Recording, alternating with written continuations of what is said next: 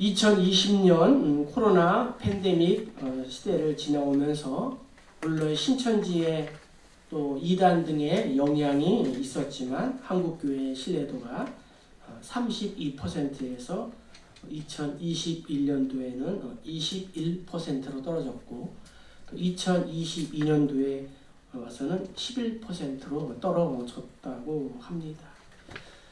기독교인들도 온라인 예배를 드리다 보니까 약 40%는 지금도 모이는 오프라인 예배보다는 집에서 편하게 앉아서 드리는 온라인 예배가 숙달되었다고 합니다. 이전에는 교회 비출석자들을 향해서 우리가 가난한 성도라고 했습니다. 그런데 코로나19 이후에 한 곳에 정착을 하지 못하고 붕 떠 있는, 즉 공중이나 물에 떠도는 유동적인 신자들을 향하여 플로팅 크리스천이라는 말이 생기기도 했습니다. 이 붕 떠다니는 이러한 플로팅 크리스천이 무려 42.6%가 된다고 합니다. 강원도 영월의 한 교회에서는 지금도 2G 폰을 사용하고 있다고 합니다. 노년들이 모이는 농어촌 교회에서는 SNS가 안 되니까 목사님이 치는 교회 종소리에 맞춰서 집에서 기도하고 집에서 예배를 2년 동안 드렸다고 합니다. 신앙생활을 하면서 가장 큰 숙제가 있다면 어떻게 하면 내가 신앙생활을 하는 동안 하나님의 능력을 체험하며 경험하며 살아갈 수 있는가 하는 것입니다. 어느 기독교 단체가 한 설문조사에서 그리스도인의 20%만 하나님의 능력을 체험하면서 살아가고 있다고 합니다. 10명 중 2~3명만 신앙생활의 감격을 누리고 있다는 것입니다. 나머지 7~8명은 교회는 다니지만 그저 종교적인 생활만 하고 있다는 것입니다. 살았으나 영적으로 죽어가고 있는 것이죠. 지난주에 말씀을 드렸지만 우리가 하나님을 머리로만 지식적으로 아는 것도 중요하지만 경험적으로 체험적으로 알아가는 것이 더 중요한 줄로 믿습니다. 이 세상 우리 주변에 있는 모든 것들은 나를 위해 주신 하나님의 선물입니다. 우리 주변에 하나님의 선물이 아닌 것은 하나도 없습니다. 그 중에서 가장 큰 선물은 예수 그리스도 오직 구원인 줄로 믿습니다.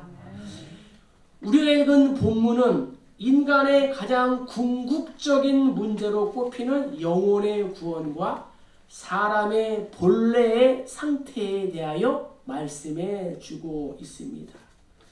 본문을 통하여 구원 이전에 나는 어떠한 상태로 있었는지, 그리고 이 구원이 어떻게 진행이 되었는지, 또 구원받은 그러한 사람으로서 나는 마땅한 어떠한 모습을 보여야 하는지 우리에게 말씀해 주고 있습니다.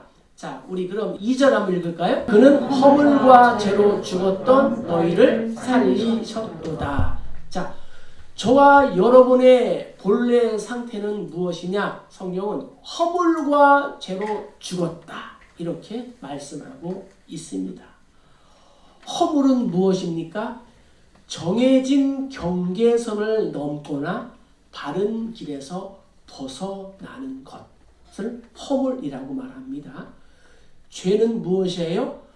표적을 빗나가거나 표준에 미치지 못하는 것. 그러니까 하나님이 정해놓은 이 하나님의 관역을 벗어난 것. 이것을 우리가 죄라고 말씀드릴 수가 있습니다. 성경은 분명히 오늘 우리에게 선포하고 있습니다.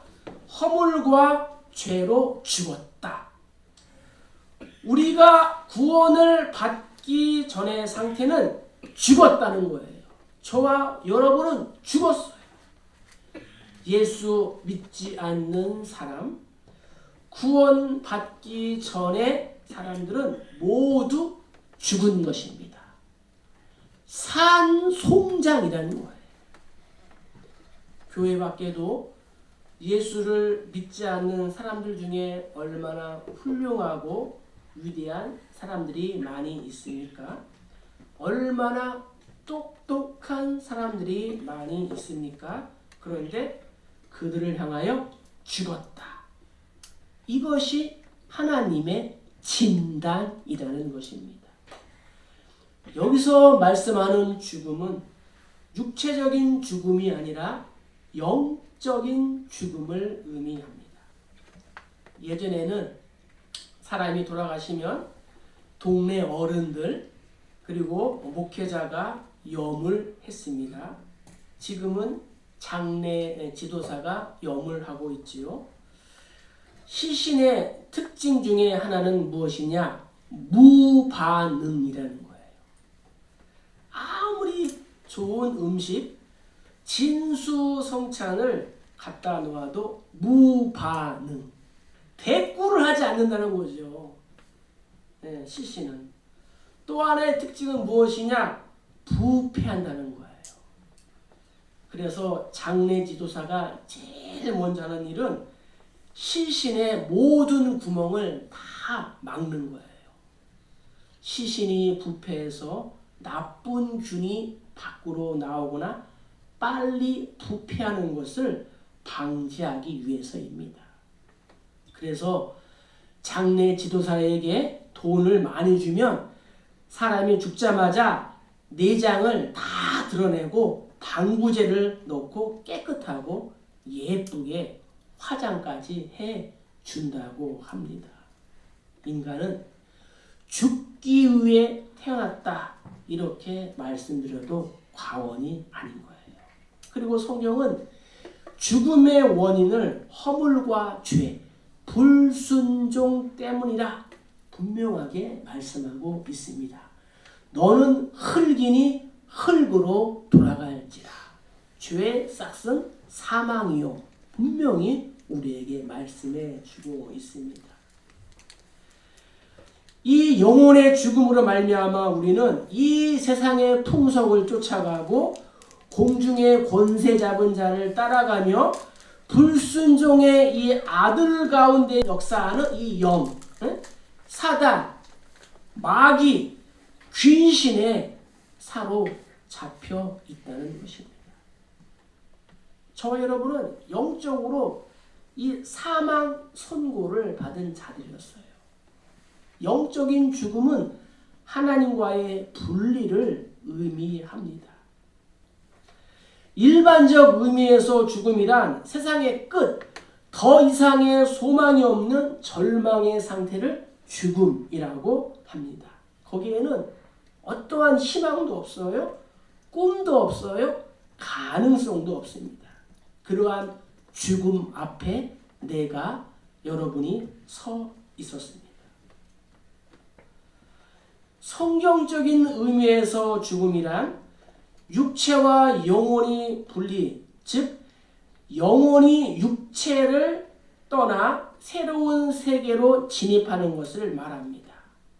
우리가 세상의 법정은 범죄한 자들에게 벌금 혹은 구류 또는 징역형을 부과합니다. 10년, 20년 또는 무기징역 등으로 이 형을 선고합니다. 그러나 그것으로는 도저히 그 범죄를 해결할 수 없을 때에는 어떻게 해요? 맨 마지막에 내리는 형이 있어요. 그것이 뭐예요? 죽음의 형벌, 사형이라는 것입니다. 그래서 인간이 가장 두려워하고 가장 무서워하는 것은 바로 이 죽음이라는 거예요. 하나님께서 에덴을 창조하시고 아담과 하와에게 말씀하셨습니다. 동산 중앙에 있는 나무의 열매는 너희가 먹지도 말고 만지지도 말라. 너희가 죽을까 하노라. 이렇게 말씀하셨습니다. 그럼에도 불구하고 처음 사람인 아담은 하나님의 말씀에 불순종함으로 죽음의 문을 열고 말았습니다. 그래서 아담 이후로 태어나는 모든 인류는 이 죽음의 그림자를 피해 보려고 하지만 그것은 헛수고였다는 거죠. 중국의 진시황이 장수하기 위해서 불로초를 그렇게 찾아 또 먹어도 그도 사람이기 때문에 죽었다는 거죠. 클레오파트라가 아름다운 미모를 자랑한다 해도 결국은 죽게 된다는 거예요. 죽음은 이렇게 인간의 모든 수고와 노력을 수포로 만들면서 인생들을 여전히 죽음으로 몰아가고 있습니다. 그 죽음의 원인이 뭐예요? 바로 죄라는 거예요. 태어나면서부터 저와 여러분은 이 진노의 자식이 되고 말았어요. 자, 우리 성경 2절 3절 한번 읽어볼까요? 그때 너희는 그 가운데서 행하여 이 세상 풍조를 따르고 공중의 권세 잡은 자를 따랐으니 곧 지금 불순종의 아들들 가운데서 역사하는 영이라. 전에는 우리도 다 그 가운데서 우리 육체의 욕심을 따라 지내며 육체와 마음에 원하는 것을 하여 다른 이들과 같이 본질상 진노의 자녀였더니. 아멘. 성경이 이렇게 저와 여러분의 상태를 진단하고 있는 거예요. 진노의 자녀가 된 내가 여러분이 추구하고 숭배하고 우리가 행하는 것은 무엇이냐? 바로 육체의 욕심이다 라고 말씀하고 있습니다. 그래서 영적으로 죽어있는 자의 특징은 첫 번째는 이 세상의 풍조를 따르는 거예요. 잠시 지나갈 이 세상의 것에 마음을 두고 살아가는 거예요.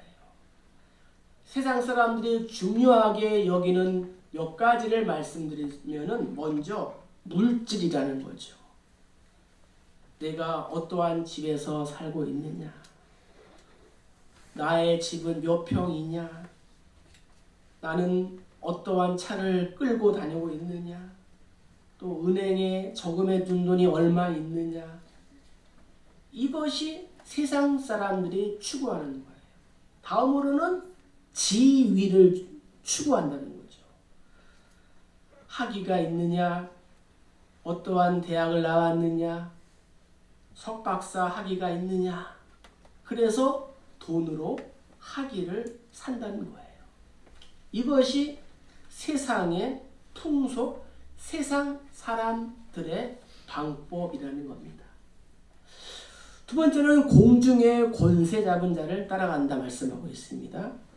예수 믿지 않는 사람들의 삶은 겉으로 보기에는 그럴싸하게 보이지만 그 배후에는 마귀가 있다는 거예요. 그래서 예수님의 사역 중에는 축기 사역이 있어요. 그래서 예수님이 이 땅에서 병자들 고치시면서 종종 사용하시던 말씀 중에 무슨 말씀이 있어요? 이 더러운 귀신아 그에게서 나와라. 악한 귀신아 그에게서 나와라. 이렇게 말씀하셨다는 거죠. 이렇게 세상 풍속을 따르고 공중의 권세 잡은 자를 따르면서 살아가던 나를 하나님이 살리셨다는 거예요. 우리가 영의 눈을 뜨면 이 세상은 영적 전투의 현장인 것을 알게 되는 것입니다. 여러분, 중립은 없어요. 마귀에 사로잡혀 살아갈 것인가? 아니면 성령에 사로잡혀 살 것인가? 영적인 중립지대는 없다라는 것을 꼭 기억하시고, 허물과 죄로 죽었던 나를 하나님이 살리셨구나 하는 것을 반드시 기억하시길 주의 이름으로 축복합니다. 자, 두 번째는 5절 6절 읽겠습니다. 자, 시작. 허물로 죽은 우리를 그리스도와 함께 살리셨고 너희는 은혜로 구원을 받은 것이라. 또 함께 일으키사 그리스도 예수 안에서 함께 하늘에 앉히시니. 아멘. 두 번째는 나를 예수와 함께 살리셨다는 거예요. 원어에 보면은 우리가 읽지 않았지만 4절에 보면은 긍휼이라는 단어가 있어요. 근데 이 긍휼이라는 단어 앞에 그러나라는 단어가 있어요. 그러나 허물과 죄로 죽었다. 그러나 긍휼이 풍성하신 하나님이 우리를 살리셨다. 이렇게 말씀하고 있는 거죠. 허물과 죄로 죽었던 우리를 그리스도와 함께 살리셨다는 것입니다. 살리셨다는 말은 동물의 출생이나 식물의 자라남을 표현할 때에 사용합니다. 다른 말로 표현하면은 생명을 주는 행위예요. 생명을 주는 행위. 죽어 있던 나에게 하나님이 생명을 주었다는 거예요. 그래서 이것이 신비인 거예요. 무덤에 들어가시기 전에 예수님의 육체는 우리와 같이 질병에 약했고 썩어지는 육체였습니다. 그러나 부활 후 예수님이 다시 입은 육체는 전혀 다른 것이었습니다. 영원히 죽지 않고 병들지 않고 늙지 않는 완벽한 육체로 일어나신 줄로 믿습니다. 그래서 요한은 요한계시록에 이렇게 말씀하고 있어요. 다시는 줄이지도 아니하며 목마르지도 아니하며 해나 아무 뜨거운 기운에 상하지도 아니한다. 이렇게 말씀하고 있습니다. 그런데 나를 살리셨을 뿐만 아니라 어떻게 했어요? 또 함께 일으키사 그리스도 예수 안에서 함께 하늘에 앉혀주셨다. 이렇게 말씀하고 있습니다. 성전 미문에서 베드로와 요한이 이렇게 말합니다.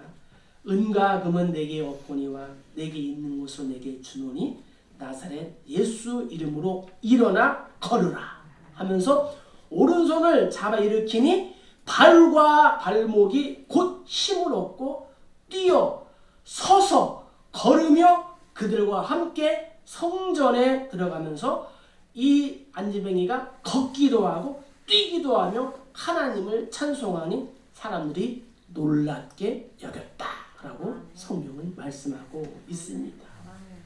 우리가 예수를 믿은 후에 기적이 일어난 것입니다. 예수와 함께 일으키심을 받은 줄로 믿습니다. 부활의 능력을 가진 줄로 믿습니다. 똑같은 사람이지만 그렇지 않다는 거예요. 그래서 잠시 고난 때문에 어려움을 당하고 있을지는 몰라도 반드시 이겨내고 하나님과 함께 이 승리의 삶을 살아가게 될 줄로 믿습니다. 여러분 한번 보세요. 우리 주변에도 많은 사람이 있습니다. 정말 도저히 참을 수 없는 그러한 환경에서도 저들은 인내합니다.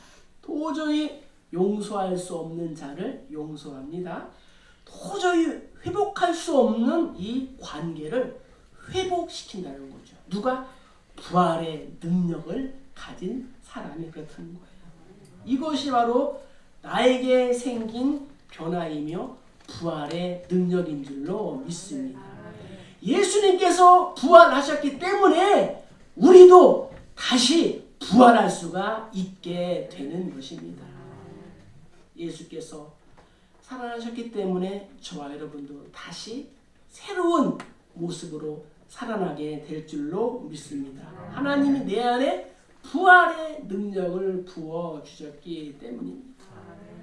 하나님이 하신 일은 그것뿐이 아니라는 거죠. 함께 하늘에 앉혀주셨다. 누구와 함께? 예수와 함께. 예수와 함께 하늘 보좌에 앉혀주신 줄로 믿습니다. 예수님의 사역을 다 마치시고 하나님 보좌 우편에 앉아 계셨어요. 모든 원수들을 자신의 발 아래에 굴복시키시는 권세를 가지신 줄로 믿습니다. 이러한 권세를 하나님이 우리에게도 주셨다는 것입니다. 자, 하나님이 죽었던 나를 살리셨습니다. 예수와 함께 하늘에 앉혀주셨습니다. 하나님이 무조건적인 사랑으로 저와 여러분을 사랑하신 줄로 믿습니다. 우리는 사랑받을 만한 이 조건도 또 사랑받을 만한 이 가치도 없는 그러한 죽은 인생들이었어요. 죄를 마시고 죄를 입고 죄를 먹으면서 죄와 동행하며 살던 저와 여러분이었어요. 죽은 인생이었어요. 그런데 죽은 나를 하나님이 예수와 함께 살려주었습니다. 예수와 함께 일으켜 주었습니다. 예수와 함께 하늘에 앉혀주신 줄로 믿습니다. 그래서 이 모든 구원은 하나님으로부터 온 것이에요. 구원은 우리에게서 난 것이 아니라는 거예요. 그래서 성경은 뭐라 말씀하십니까? 너희는 은혜로 구원을 받은 것이다.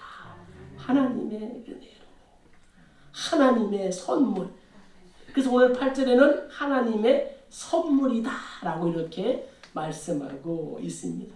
이 하나님의 선물을 어떻게 했어요? 우리가 받은 줄로 믿습니다. 하나님의 선물을 받아야 할 줄로 믿습니다. 여기에는 인간이 개입할 여지가 하나도 없어요. 구원은 사람의 공로나 행위로 얻을 수 없습니다. 이유는 무엇이에요? 누구든지 자랑하지 못하게 하기 위해서입니다. 자, 나를 살리신 목적이 있어요. 자, 7절 읽겠습니다. 이는 그리스도 예수 안에서 우리에게 자비하심으로써 그 은혜의 지극히 풍성함으로는 여러 세대에 나타내려 하시니라. 아멘. 나를 살리신 하나님의 은혜를 모든 세대에게 증거하기 위해서, 전하기 위해서 나를 살리셨다는 거예요. 하나님께서 죄인들에게 그리스도의 부활하신 생명에 참여하고 예수와 함께 보좌에 앉게 되는 이 특권을 주시고 또 우리에게 풍성한 자비를 베푸신 목적이 있다는 거예요. 그것은 뭐예요? 곧 그들이 모든 오는 세대의 은혜를 나타내도록 하기 위함이다 라고 말씀하고 있습니다. 어떻게 하면 신앙생활의 이 감격을 회복할 수 있을까요? 내가 구원받기 전의 모습을 돌아보면 됩니다. 하나님이 행하신 일을 묵상해 보면 됩니다. 그리고 은혜를 여러 세대에게 전하는 것입니다. 전도는 어려운 게 아니에요. 예수 믿기 전에 나의 이 삶과 믿은 후의 삶을 전하는 거예요. 내가 예수 믿기 전에는 죄와 허물로 죽었다. 그런데 예수 믿은 후에는 하나님이 나를 이렇게 살려주셨다. 이것을 간증하는 것이 전도예요. 나의 이웃들에게, 가족들에게 전하는 거예요. 전하되 입으로만 전하면 안 되고 삶으로 전해야 될 줄로 믿습니다. 한 여인이 있었습니다. 19명의 자녀를 낳았어요. 그런데 불행하게 9명의 자녀가 일찍 죽거나 잃어버렸습니다.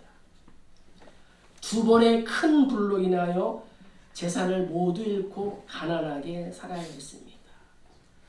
얼마나 불행한 인생입니까? 그러나 이 여인은 부활의 능력을 체험하며 살기로 작정했습니다. 그래서 남은 자녀들을 믿음으로 신앙으로 교육을 시킵니다. 이 여인의 이름이 수산나 웨슬리라고 감리교회의 창시자인 요한 웨슬레와 우리가 부르는 하나님을 찬양하는 수많은 찬송가를 작사 작곡한 찰스 웨슬리의 어머니였습니다. 이 여인이 어떻게 그런 어려운 환경에서도 이러한 일을 할 수 있었을까요? 이 여인에게는 놀라지 마세요. 형제가 무려 25명이었대요. 여러분들 형제가 몇 분이십니까? 우리가 10명만 돼도 많다고 했는데 25명이었대요.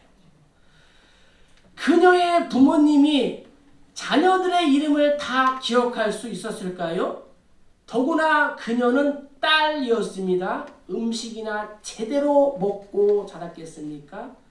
그런데 그녀의 아버지는 목회자였고 그녀를 말씀대로 양육을 했습니다.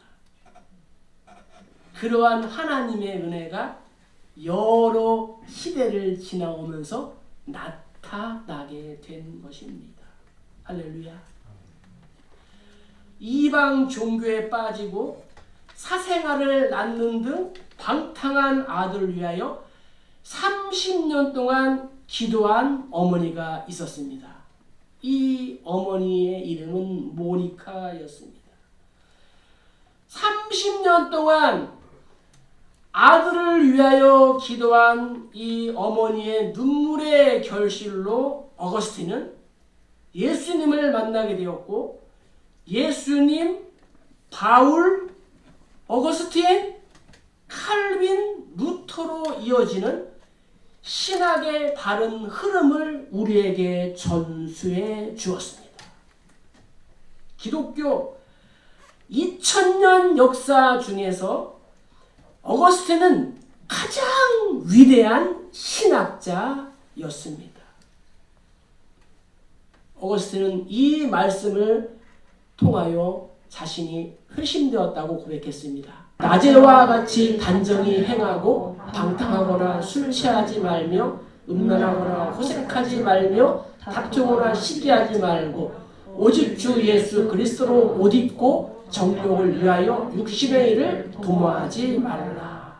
이 말씀을 붙잡고 회심해서 기독교 2000년 역사의 가장 위대한 신학자로 이름을 올리게 되었습니다.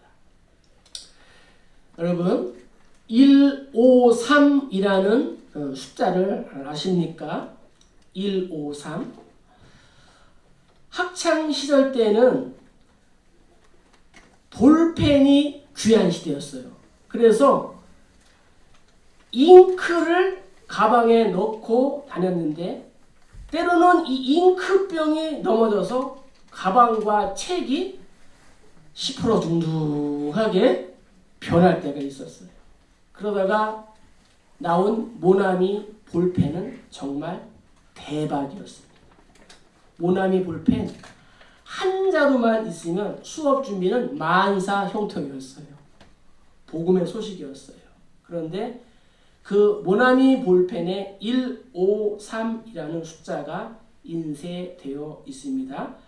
이 숫자에 대한 유래는 다음과 같습니다. 어느 날 회사의 대표인 송삼석 회장은 성경을 읽다가 은혜를 받았습니다. 그 성경은 요한복음 21장 부활하신 주께서 갈릴리에서 제자들을 만날 것이다 라는 그러한 말씀이었습니다. 제자들이 갈릴리로 갔는데 몇 날이 지나도 예수님은 나타나지 않았습니다. 기다림이 지쳐서 베드로와 다른 제자들은 물고기를 잡으러 갔는데 그날 밤 한 마리도 잡지 못했습니다. 그런 새벽녘에 바닷가에서 외치는 소리가 있었습니다. 너희에게 고기가 있느냐? 그들의 대답은 잡은 것이 없습니다. 그때 주께서 말씀하십니다. 배 오른편에 그물을 던지라 하셨습니다. 그들이 순종하자 놀라운 일이 벌어졌습니다.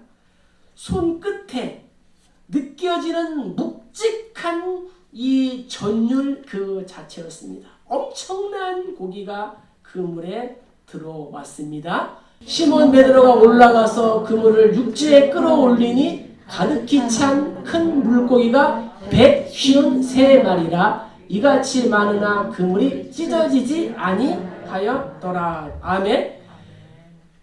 그러니까 이 153이라는 숫자는 불순종하고 기다리지 못하는 죄인들에게 베푸시는 하나님의 은총, 하나님의 은혜의 기념의 숫자였던 것입니다.